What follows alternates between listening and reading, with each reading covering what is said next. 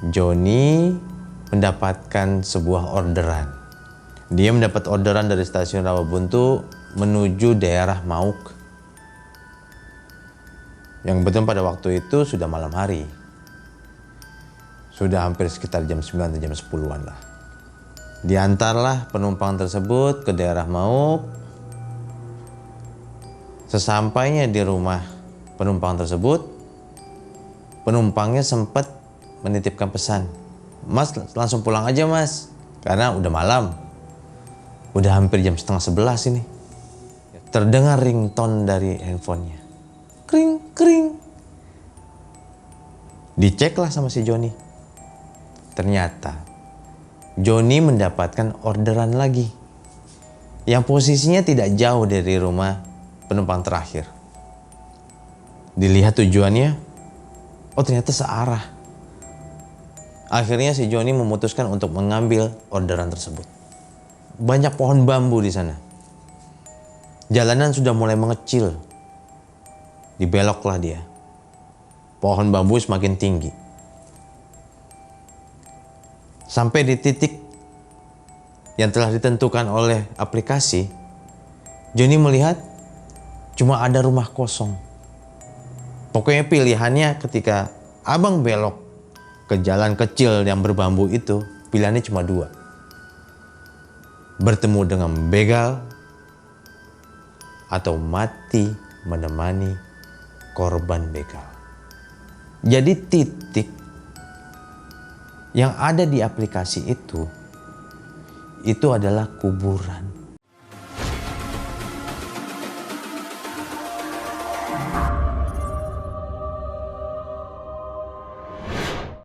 Assalamualaikum warahmatullahi wabarakatuh. Kembali lagi bersama saya di episode Ritan, Cerita Setan.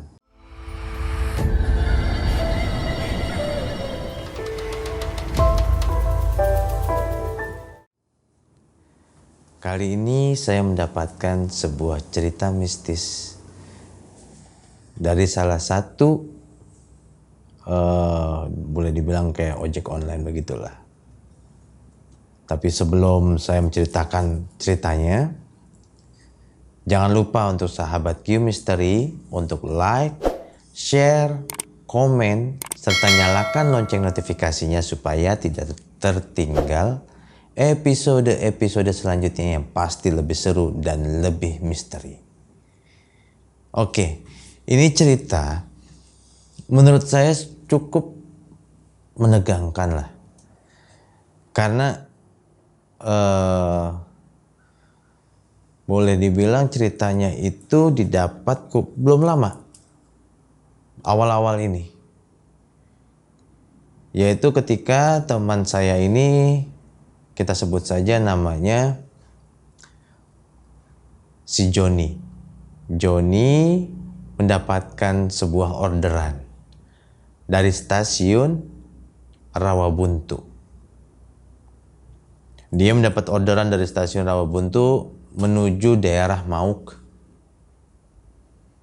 Yang betul pada waktu itu sudah malam hari. Sudah hampir sekitar jam 9 atau jam 10-an lah.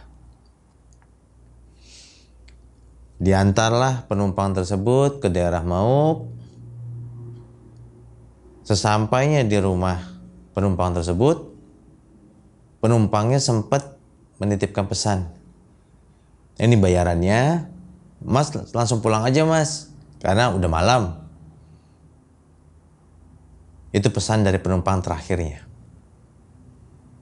yang berpenampilan seperti ya kayak ustadz lah, rapi, pakai kemeja panjang, kayak koko begitulah.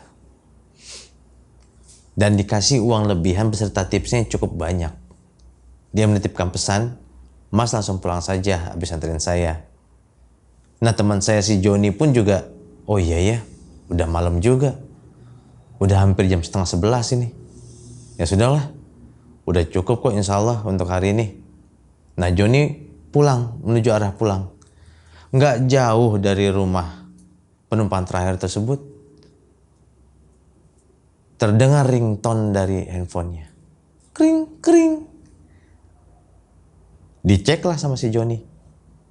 ternyata Joni mendapatkan orderan lagi yang posisinya tidak jauh dari rumah penumpang terakhir. Joni berpikir, diambil atau tidak ya? Dilihat tujuannya, oh ternyata searah. Ke arah Alam Sutra. Akhirnya si Joni memutuskan untuk mengambil orderan tersebut. Diambillah orderan tersebut. Joni jalan, tidak jauh dari tempat itu ada banyak pohon bambu di sana. Jalanan sudah mulai mengecil. Dibeloklah dia. Pohon bambu semakin tinggi. Sampai di titik yang telah ditentukan oleh aplikasi, Joni melihat cuma ada rumah kosong. Dichatlah Joni kepada tamunya. Pak, saya sudah sampai di tujuan. Bapak di mana? Tamu yang order itu mengatakan, saya ada di dalam mas. Masuk aja. Si Joni merasa aneh. Di dalam mana? Di sini cuma ada rumah kosong. Pak, saya masuk ke dalam rumah yang kosong pak. Iya masuk aja kata tamunya. Tapi Joni merasa ragu. Akhirnya dia muter lagi untuk mencari titik di mana tamu itu berada. Dia muter sekali lagi, ketemu di rumah yang itu lagi. Dia muter sekali lagi, ketemu di rumah itu lagi. Pak, saya sudah puterin dan saya tidak menemukan orang yang menunggu. Bapak ada di mana? Dibalas dengan tulisan caps lock. Masuk aja mas, saya ada di dalam, kata tamu ya. Si Joni sudah mulai gelisah. Gue udah muter 3 kali. Tapi kok begini? Ketemu rumah kosong, ketemu rumah kosong. Gelap lagi. Disuruh masuk pula. Akhirnya Joni coba sekali lagi muter. Dia melewati lagi tempat pohon bambu itu, jalanannya kecil, hanya cukup 1 mobil. Dari kejauhan dia lihat ada lampu memang. Akhirnya Joni coba memberanikan diri untuk mendekati lampu tersebut. Yang ternyata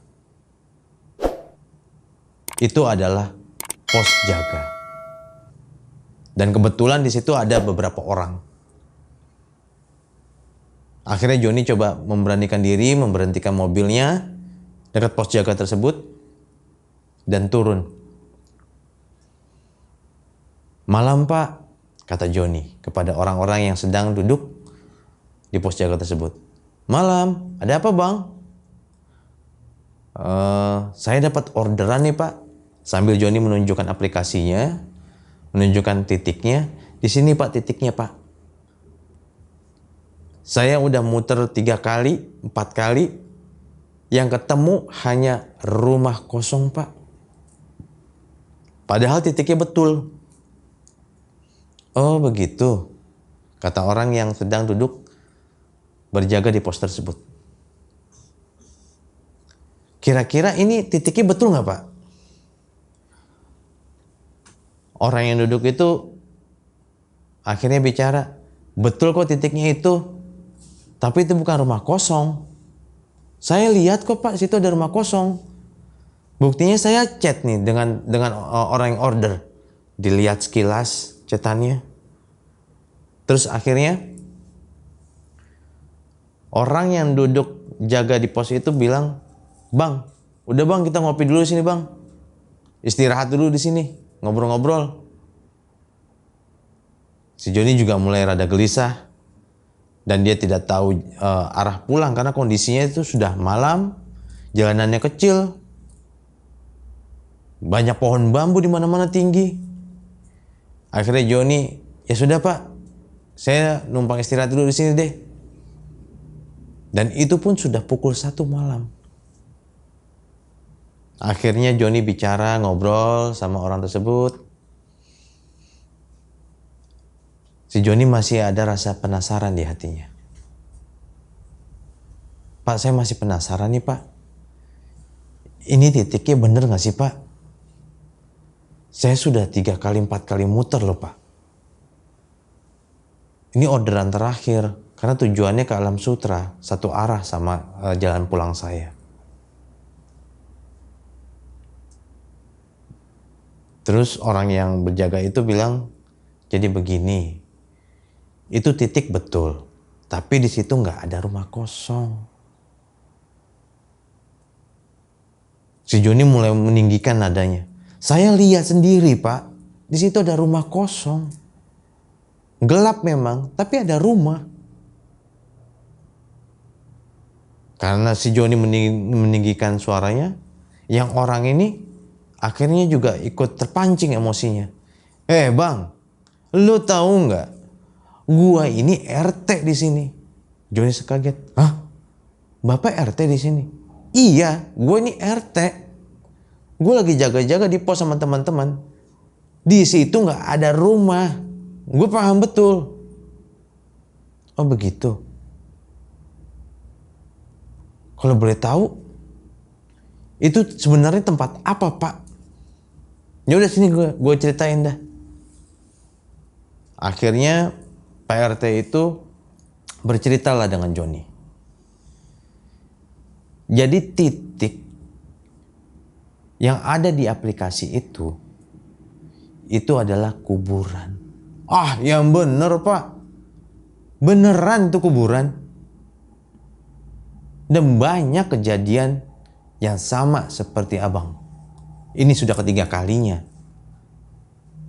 Ini abang yang sudah ketiga kalinya kejadian seperti ini.